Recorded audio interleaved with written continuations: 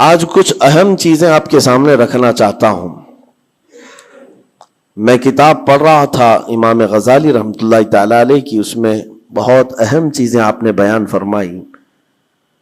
اللہ کے ناراض ہونے کی نشانیاں کیا ہیں، بندہ کیسے پتا کرے کہ اس کا رب اب اس سے راضی ہے یا ناراض ہے.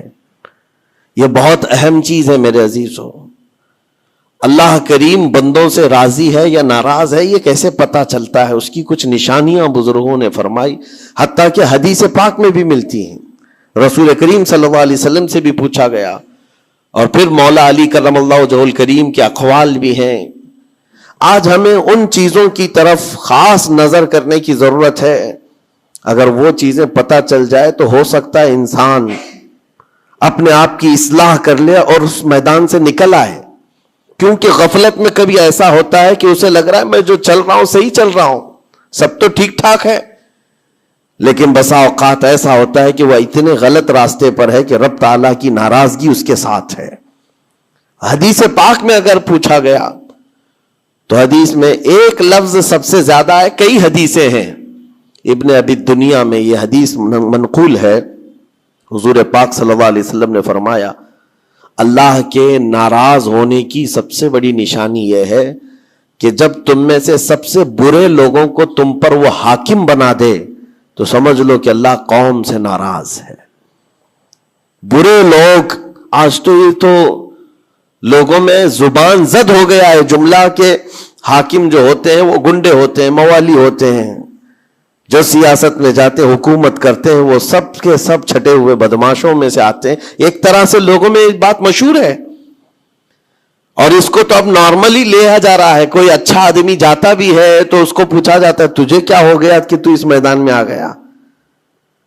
حالانکہ یہ میدان اتنا بدنام ہوا ہے تو اس کو آپ نارملی نہ لیں، بلکہ رسول پاک صلی اللہ علیہ وسلم فرماتے ہیں اللہ کے ناراض ہونے کی یہ نشانی ہے.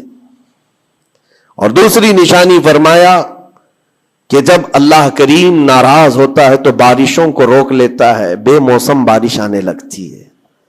اگر بغیر موسم کے الگ الگ انداز سے بارشیں آنے لگ جائیں تو سمجھ لو کہ رب تبارک و تعالیٰ کی غضب کی نشانی ہے اور اس کے ناراضگی کی نشانی. پھر تیسری چیز اسی حدیث میں یہ فرمایا گیا کہ رب تبارک و تعالیٰ لوگوں کے رزق سے برکت ختم کر دیتا ہے، اس کی ناراضگی کی یہ نشانی ہے. اب برکت ختم ہونے کے طریقے بہت سارے ہیں، اب اس کو میں آپ کو بتاتا ہوں. لیکن مجھے جو بات بہت اہم لگی اور دل پر لگی، مولا علی کرم اللہ وجہہ الکریم ایک بار بیٹھے ہوئے تھے، تسبیح پڑھ رہے تھے. ایک شخص آیا اور بہت بپھرا ہوا تھا، پریشان حال تھا. دروازہ کھٹکھٹایا، اندر آیا. مولا علی کرم اللہ وجہہ الکریم نے پوچھا کیا بات ہے، کیوں اتنا پریشان ہے؟ کہا کہ میں لٹ گیا، اتنا برباد ہو گیا ہوں، میں کیا کروں، مجھے کچھ سمجھ میں نہیں آتا. یہ کئی لوگوں کی زندگی میں چلتی ہوئی بات میں آپ کے سامنے رکھ رہا ہوں. آج سے 14 صدی پہلے یہی سیم مسئلہ لے کر کے آیا جو آج بہتوں کے ساتھ یہ چل رہا ہے. پوچھا آپ نے کیا ہوا ہے؟ کہا اچھا خاصا میرا بزنس چلتا تھا، اچانک رک گیا. اچھی خاصی تجارت تھی، مال بہت آتا تھا، سب اچانک بند ہو گیا. اب تو پوزیشن یہ، حال یہ ہے کہ جس چیز میں ہاتھ لگاتا ہوں نقصان ہی ہوتا ہے. اور اس نے یہ بھی کہا کہ اگر میں سونے کو بھی ہاتھ لگاؤں تو ایسا لگتا ہے مٹی بن جائے گی. ساری چیزیں ختم ہو گئی ہیں. وہ رویا جا رہا تھا اور کہا کہ مجھے اس کا سبب نہیں پتا ہے، کیا ہو رہا ہے کیا نہیں ہے. مولا علی کرم اللہ وجہہ الکریم نے ایک ہی چیز فرمایا، کہا کہ میں تیرے سبب کو پہچان لیا. یہ جو چیزیں ہو رہی ہیں تیرے ساتھ، میں تیرے سبب کو پہچان لیا. کہا کیا ہے؟ کہا کہ رب تبارک و تعالیٰ تجھ سے ناراض ہے ان گناہوں کی وجہ سے جو تو جان بوجھ کر کنٹینیو کرتا ہے، روزانہ جاری رکھا ہوا ہے. میرے عزیزوں، لوگوں کے ہاں آج یہ سب چیزیں ہیں، لیکن وہ اس چیز کی طرف نہیں آتے کہ کون سے گناہ ان کے ساتھ چل رہے ہیں. جب بندہ گناہوں پر مصر ہو جاتا ہے، اصرار کا مطلب کنٹینیو کر رہا ہے، تو یہ نشانی ہے. خاص طور پر مولا علی کرم اللہ وجہہ الکریم نے فرمایا کہ اس کا رب اس سے ناراض ہے. اللہ ناراض ہے, اس کو توبہ کی توفیق نہیں مل رہی ہے, اس کو باز آنے کا موقع نہیں مل رہا ہے. اس نے پوچھا کہ میں کیسے پتہ کروں کہ کون سے گناہ چل رہے ہیں اور کن گناہوں کی وجہ سے میرے رزق کی برکت ختم ہو رہی ہے. حضرت مولا علی کرم اللہ وجہہ الکریم نے فرمایا کہ تجھے پتہ ہے, احساس کرنا ہوگا, احتساب کرنا ہوگا. کچھ چیزیں ایسی ہیں جن کو تو روز کر رہا ہے. اگر فجر کی نماز کے لیے نہیں اٹھتا ہے, نماز نہیں ہوتی ہے تیری, تو یہ تو گناہ کبیرہ ہے. گناہ کبیرہ ہے, یہ زنا سے بڑھ کر کے گناہ ہے نماز کا ترک کرنا. تو یہ اگر تیری زندگی میں کنٹینیو جاری ہے تو گویا کہ تو حرام پر حرام, کبیرہ پر کبیرہ کرتا ہوا اس قدر اصرار کرتا جا رہا ہے, تو تیرے رزق کی برکت کہاں رہے گی؟ ختم ہو جائے گی. تیرے دل کے اندر اللہ تعالیٰ نے سختی پیدا کر دی ہے. میرے عزیزو, آج کے حالات میں اگر کوئی اس طرح کا معاملہ لے کر کے آئے, بابا کے پاس فوراً بھاگے گا کہ میرے روزی پر کسی نے بندش کر دی ہے, روک لگا دی ہے, کسی نے جادو ٹونا کر دیا ہے. اس کو اپنی فکر نہیں ہے کہ اس کے عمل کیا ہے, لیکن باباؤں کے پاس جانا ہے, کسی مولانا کے پاس جانا ہے, کسی عامل کے پاس جانا ہے. دکان میں اچھی تجارت چل رہی تھی, اچانک بند ہو گیا. اور بابا بھی یہ نہیں کہتے کہ توبہ کر لے تو صحیح ہو جائے گا, نہیں. وہ اس کے رشتہ داروں میں سے کسی نے بڑا کچھ کر دیا ہے, اس کو یہی سجیسٹ کیا جائے گا. اور یہ ایسا خطرناک ماحول ہے, میں دیکھ رہا ہوں.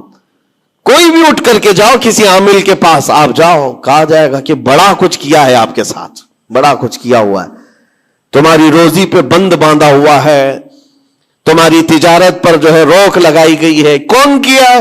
تمہارے چاہنے والوں میں سے, رشتہ داروں میں سے. اور اس بندے کو رشتہ داروں کا دشمن بنایا جاتا ہے. وہ ہر ایک پر نظر رکھتا ہے, پھپھو نے کیا, کہ ماموں نے کیا, کہ چاچا نے کیا, فلاں نے کیا. سارے رشتہ داروں پر اس کی شک کی نظر ہے. یہ قطع رحمی کا ایک بہت بڑا مظہر اس کو بنایا جا رہا ہے. کتنے گھروں کو اس طرح باباؤں نے توڑ رکھا ہے, اور انجانے میں یہ دماغ میں یہی بیٹھا کر کے رکھا ہے کہ نہیں, میری روزی پر انہوں نے بندش باندھی ہے. یقین کے ساتھ کسی کو نہیں معلوم. کاش یہ اگر اس کو بتائے ہوتے, یہ 99% جن کو تکلیفیں ہیں ان کی روزی کے معاملات, ان میں سے 99% کے حالات ایسے ہیں کہ فجر کی نماز نہیں پڑھتے. یہ کسی کو توفیق نہیں ہوتی, کسی بابا کو, کسی عامل کو, کہ ان کو تنبیہ کرے. فجر کی 2 رکعات رزق کے کئی دروازے کھول دیتی ہے. میرے آقا صلی اللہ علیہ وسلم کا فرمان ہے, اور تم بستر پر ٹانگ پھیلا ہے سوئے ہوئے ہو, اور پھر شام میں اٹھ کر بابا کے پاس جا کر کہتے ہو بندش ہے, کسی نے باندھ کے رکھا ہے, تو ہم نے خود اپنے اعمال سے باندھا ہوا ہے. اور رب تبارک و تعالیٰ فرماتا ہے سورہ فاطر میں, ما یفتح اللہ للناس من رحمت فلا ممسک لہا. اللہ اپنی رحمت سے جس کے لیے دروازے کھولتا ہے, کوئی اسے بند نہیں کر سکتا. یہ رب کا فرمان سنا رہا ہوں. وما یمسک فلا مرسل لہ من بعدہ. اور اللہ فرماتا ہے جس کے لیے اللہ روک دے, کوئی طاقت اسے کھول نہیں سکتی. اللہ نے اگر بند کر دیا ہے تو کوئی نہیں کھولے گا. اب یہ رب تبارک و تعالیٰ کس کے لیے بند کرتا ہے, کس کے لیے کھولتا ہے, یہ اس کی شان ہے. لیکن ساتھ میں ایک بات اور آپ کو بتا دوں. حضرت ابو سفیان ثوری رحمۃ اللہ تعالی علیہ, حضرت سفیان ثوری کا ایک قول ہے, قسوۃ القلوب عقوبۃ للعاصی. یہ گناہ کنٹینیو جو کر رہا ہے اس کی سزا کیا ہے؟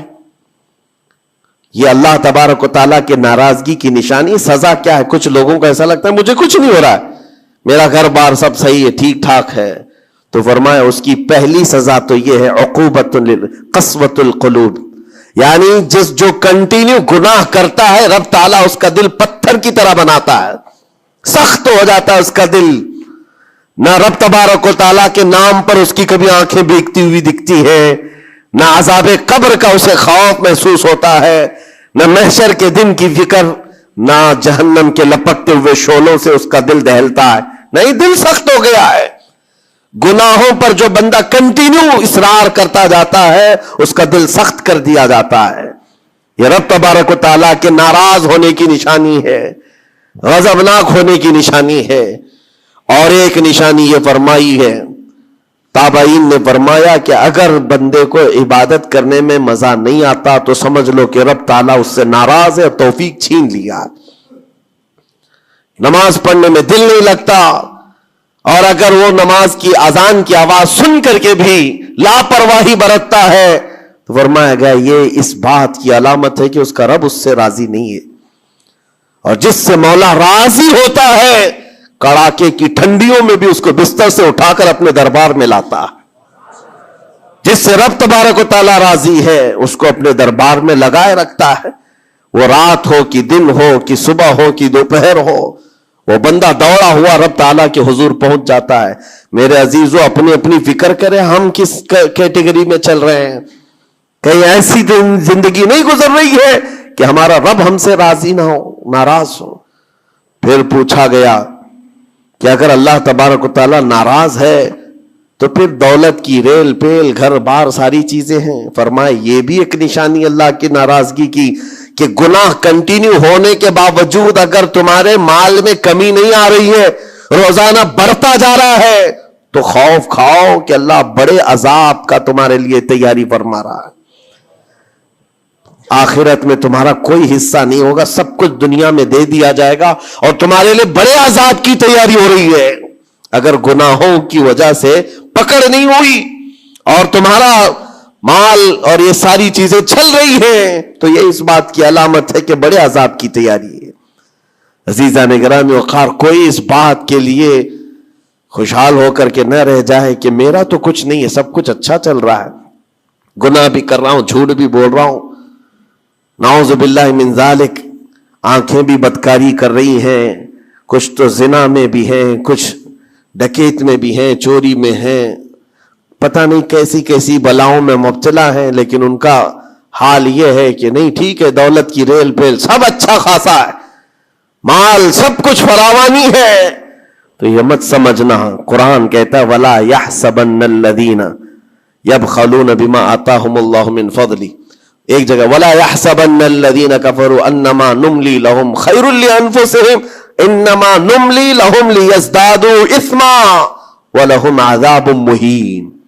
اللہ فرماتا ہے جو لوگ ہم سے دور ہو رہے ہیں وہ یہ مت سمجھیں کہ اللہ تعالیٰ کے بارگاہ میں وہ اچھا کر رہے ہیں، بلکہ رب تعالیٰ فرماتا ہے انما نملی لہم، ہم ان کو ڈھیل اس لیے دے رہے تاکہ وہ اور گناہ کر لیں، لیزدادوا اسما، اور گناہ کر لیں، پھر ایک دن اچانک دردناک ذلت والا عذاب ہوگا، ذلت والا عذاب ہوگا۔ قرآن پاک میں رب تعالیٰ فرماتا وَلَا تَكُونُوا كَالَّذِينَ نَسُوا اللَّهَ فَأَنسَاهُمْ أَنفُسَهُمْ، تم ان لوگوں کی طرح مت ہونا جو اللہ کو بھول گئے، جو عبادت سے دور ہوتا ہے، یہ اللہ کے غضب کی نشانی ہے، اللہ اس سے ناراض ہے۔ اگر عبادات میں نہیں آ پا رہا ہے، نمازیں اس کی کمپلیٹ نہیں ہو رہی ہیں تو اللہ ناراض ہے اس سے۔ اور قرآن میں رب تعالیٰ فرماتا ہے، یہ سورہ حشر کی آخری آیتوں میں سے ہے، مشہور آیت، وَلَا تَكُونُوا كَالَّذِينَ نَسُوا اللَّهَ، جو اللہ کو بھول گئے تھے ویسے مت بنو، ورنہ کیا ہوگا؟ رب فرماتا فَأَنسَاهُمْ أَنفُسَهُمْ، اللہ ان کو خود اپنے آپ کو بھلا دے گا، یعنی تمہیں ایسا بنا دیا جائے گا کہ تم کو خود یاد نہیں ہوگا تم کون ہو، بھول جاؤ گے۔ قیامت کے دن بھی ایسے بہت ہوں گے جن کو خود پتا نہیں ہوگا کہ کیا تھے، بلکہ مرنے کے وقت بھی کئی لوگ اپنا نام تک بھول جاتے ہیں۔ ان سے پوچھا جائے، اسی لیے تو کلمہ پڑھنے کی تلقین کی جاتی ہے کہ آپ وہاں بیٹھ کر کے کلمہ پڑھتے رہو، ورنہ وہ بھولتا چلا جائے گا، بھولتا چلا جائے گا۔ ایسی کیفیت میں آتا ہے بندہ کہ وہ خود اپنے آپ کو بھول جاتا ہے۔ اور رب تعالیٰ فرماتا ہے کہ جن لوگوں نے اللہ کو بھلا دیا اللہ ان کو بھلا دے گا خود کا، ان کی ذات ایسی بن جائے گی کہ وہ خود اپنے آپ کو بھول چکے ہوں گے۔ عزیزان گرامی وقار، جو نشانیاں بتائی گئی ہیں ان کو چن چن کر کے دیکھو، کہیں میری زندگی میں آ تو نہیں گئی ہیں۔ دل کا سخت ہونا یہ بہت بڑی علامت ہے، اور دل سخت ہے یہ کیسے پتا چلے؟ فرمایا گیا کہ مسجد میں اگر زیادہ دیر بیٹھنے کی خواہش نہیں ہوتی ہے تو دل کالا ہے، اگر قرآن پڑھنے میں دل نہیں لگتا ہے تو دل سخت ہو چکا ہے۔ اٹھاؤ قرآن ہاتھ میں، دیکھو کتنی دیر پڑھ سکتے ہو، اور موبائل کو گھنٹوں چلا سکتے ہو. موبائل کی اسکرین پر تم آنکھیں جمائے بیٹھے رہتے ہو، جبکہ اسی موبائل میں قرآن بھی ہے لیکن وہ کھلتا نہیں ہے. اور قرآن اگر نہیں کھل پا رہا ہے تم سے، اور صفحہ دو صفحہ نہیں پڑھ پا رہے ہو، تو تمہارا دل کالا ہو چکا ہے، دل سخت ہے. یہ 3 علامتیں تو مشہور ہیں. فرمائی گئی کہ اور تیسری بات یہ ہے کہ تمہارے جیب میں پیسے ہوں اور کوئی سائل اور فقیر آیا اور تم اس کے لیے صدقہ نہیں کر پا رہے ہو تو دل تمہارا پتھر ہو چکا ہے. یہ دل کے سختی کی علامت ہے. اور قسوۃ القلوب عقوبۃ للعاصی، یہ کہا گیا ہے دل کا سخت ہونا یہ تو رب کی طرف سے بہت بڑی سزا ہے، بہت بڑی سزا ہے. گنہگار کی سزا یہاں سے شروع ہوتی ہے. اور پھر آپ کو ایسا لگ رہا ہوگا کہ دل سخت ہو گیا ہے تو کیا ہوگا، اس کو ہلکے میں نہ لیں، ہلکے میں نہ لیں. فرمایا گیا کہ جب دل سخت ہو جاتا ہے تو بندہ کفر تک بھی جا سکتا ہے، کفر تک بھی جا سکتا ہے. دل کی سختی اس کو کفر بھی لے جاتی ہے. بلکہ بزرگوں نے یہاں تک فرمایا کہ جب بندے کا دل سخت ہو جاتا ہے تو اس کے نزدیک ماں سے زنا بھی ہلکا لگتا ہے، بیٹی سے زنا بھی اس کے لیے ہلکی چیز ہے. دل سخت ہے تو جانوروں سے زیادہ ذلیل کام کرنے کو بھی آسان سمجھتا.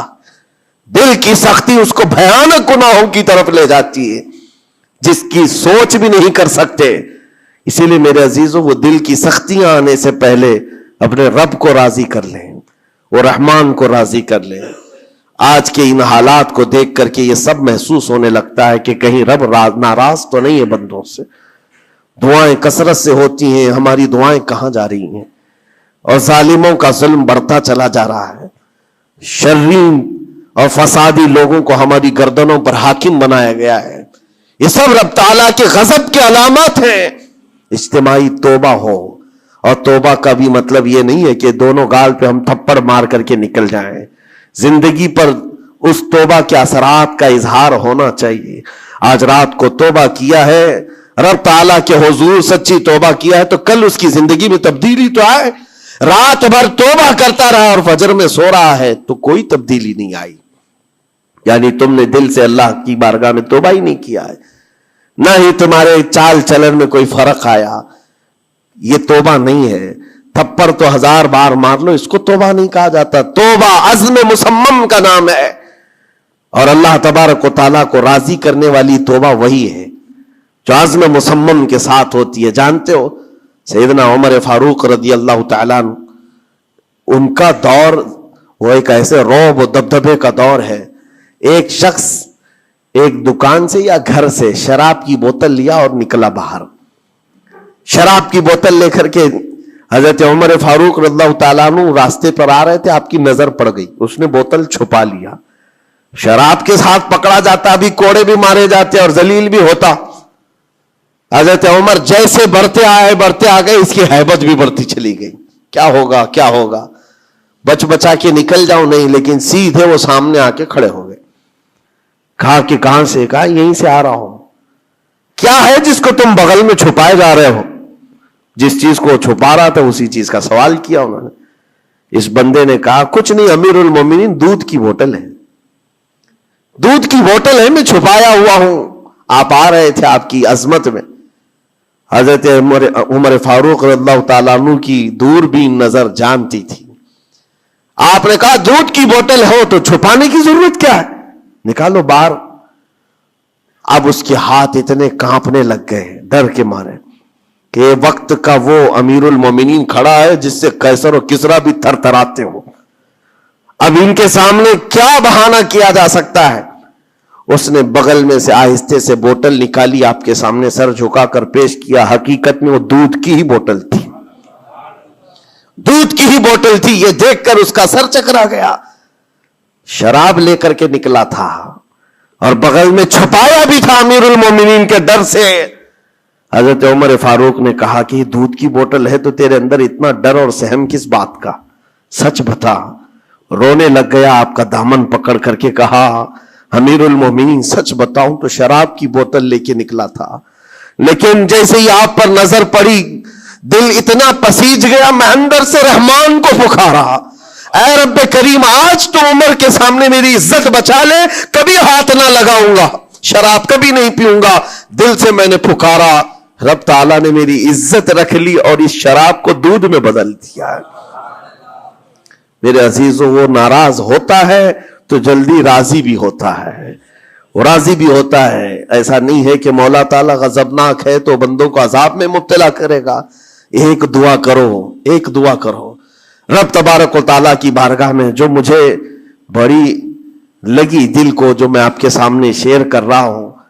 کبھی سجدے میں گر کر اس سے مولا سے اتنا کہو کہ اے رب, تیرے لیے بندے میرے علاوہ کروڑوں ہیں, میں ایک نہیں ہوں, تیرے تو کروڑوں بندے ہیں, لیکن مولا میرے لیے تو صرف تو ایک ہی ہے. میرے لیے تو صرف ایک ہی ہے جس کے سامنے جھک کر میں مانگ سکتا ہوں. تجھ سے جو منہ چھپاؤں تو کروں کس کے سامنے. رب تبارک و تعالیٰ کو یہ ادا پسند آتی ہے, کیونکہ یہ قرآن پاک میں حضرت عیسیٰ علیہ السلام کے ضمن میں بیان کی گئی ہے. اللہ تعالیٰ نے خود اس کو قرآن میں فرمایا, ان تعذبہم فإنہم عبادک وَإِن تَغْفِرْ لَهُمْ فَإِنَّكَ أَنْتَ الْعَزِيزُ الْحَكِيمُ. عیسیٰ علیہ السلام نے اپنے امتیوں کے لیے اللہ کی بارگاہ میں یہ التجا کی تھی, مولا اگر تو ان کو عذاب دے گا تو تیرے ہی تو بندے ہیں, تیرے ہی تو بندے ہیں, اور اگر بخش دے گا تو تو غالب حکمت والا ہے, تیرے خزانے میں کوئی کمی نہیں ہونے والی ہے. عزیزان گرامی وقار, جن گناہوں پر زندگی گزر رہی ہے اس سے نکل آنا ضروری ہے. آج یا کل موت کا فرشتہ آ جائے گا, کہیں ایسا نہ ہو کہ اسی گناہوں کے دروازے پر ہمیں دستک دی جائے, اور جو بندہ جس حال میں دنیا سے مرتا ہے پھر اسی حال میں اسے اٹھایا نہ جائے, ذلیل لوگوں میں اس کو قیامت کے دن اٹھایا نہ جائے. جانے کی تیاری تو ہونی چاہیے, اور جس طرح سے بھی ممکن ہو سکے توبہ کرو, اپنے اندر سے اور باہر سے صاف ہو جاؤ. اور رب تبارک و تعالیٰ کو راضی کرنے کے لیے توبہ سب سے بڑی چیز ہے, سب سے بڑی چیز ہے. میرا رب فرماتا ہے قرآن پاک میں, لا تقنطوا من رحمت اللہ, اللہ کی رحمت سے مایوس نہ ہو, وہ سارے گناہوں کو معاف کرے گا, بے شک اللہ غفور و رحیم ہے. لیکن آج جو اس کے ناراضگی کی نشانیاں ہیں اپنی زندگی میں ڈھونڈ ڈھونڈ کے نکالو. اگر مجھ سے عبادت نہیں ہو رہی تو میرا رب ناراض ہے مجھ سے, میرے گھر میں تجارت پر روک لگی ہے تو میرا رب ناراض ہے, اور اگر مال و دولت کی کثرت ہے لیکن گناہ مجھ سے نہیں چھوٹ رہے ہیں تو پھر تو اللہ تعالیٰ ایک بڑے عذاب کی تیاری میں ہے. رب تبارک تعالیٰ ایک بڑا عذاب میرے لیے تیار رکھا ہے, بڑا عذاب میرے لیے تیار رکھا ہے. میرے ان گناہوں کی وجہ سے وہ سب کچھ مجھے دنیا میں دے رہا ہے. یہ ڈر کی بات ہے. اللہ تبارک و تعالیٰ کی بارگاہ میں دونوں چیزیں رکھے, اس کی بخشش کی امید بھی اور اس کے پکڑ کا خوف بھی. اور اس خوف اور امید کے بیچ میں جینے کا نام ایمان کی زندگی ہے. اللہ کریم ہم سب کو اس ایمان کی زندگی عطا فرمائے. رب تبارک و تعالی ہم سب کو اپنے غضب سے دور رکھے, اس کی ناراضگی سے ہمیں دور رکھے. اللہ ہے رب کریم اس وقت تک ہمیں تو دنیا سے نہ اٹھا جب تک تو ہم سے راضی نہ ہو جا. اے اللہ جب تک تو ہم سے راضی نہ ہو جا, اے اللہ جب تک تو ہم سے راضی نہ ہو جا. وصلی اللہ تعالی علی خیر خلق محمد وآلہ وصحبہ اجمعین, وآخر دعوانا الحمد للہ رب العالمین. السلام علیکم.